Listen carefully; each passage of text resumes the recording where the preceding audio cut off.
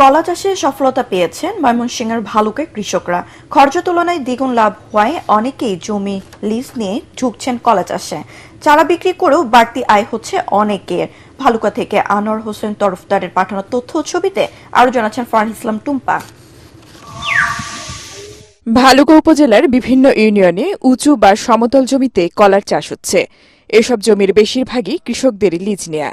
তারা জানান 1 একর জমির বরাদ্দ, চারা কেনা ও শ্রমিকের মজুরি সহ খরচ প্রায় 3 লাখ টাকা, যেখানে কলা বিক্রি করে বছরে আয় 6 লাখ টাকার মতো।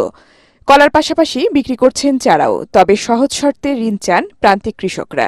সকলে মোটামুটি কলা চাষ করে সকলে লাভবান, এবং আমাদের যে সকল উঁচু জায়গাগুলো আছে সকলে যদি উদ্যোগ নেয় এবং সরকার যদি এদিকে সুদৃষ্টি দেয়, তাহলে মনে করি যে সকলে যে কলা চাষের প্রতি উদ্যোগ নেয়, সকলে যে কলা চাষ করে, তাহলে সকলে ইনশাল্লাহ লাভবান হবে। কোনো দুর্যোগ না থাকে তাহলে আমরা প্রতি একরে কলা বিক্রি করতে পারি 5.5 লক্ষ থেকে 6 লক্ষ টাকা।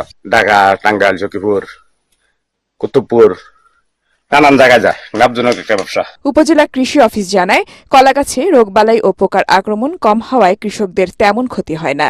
লাভজনক এই ফল চাষে সরকারি প্রণোদনা পেলে আরও আগ্রহ বাড়তে পারে কৃষকদের। কলা চাষীদের উপর যদি কোনো প্রণোদনার ব্যবস্থা করা যায় বা কোনো ইন্ডাস্ট্রি যদি তৈরি হয়, তাহলে আসলে ভালুকায় অনেক বেশি পরিমাণে কলা চাষী কলা উৎপাদন করতে আগ্রহী প্রকাশ করে। চলতি বছর ভালুকায় 320 হেক্টর জমিতে 12,800 মেট্রিক টন কলার চাষ হয়েছে।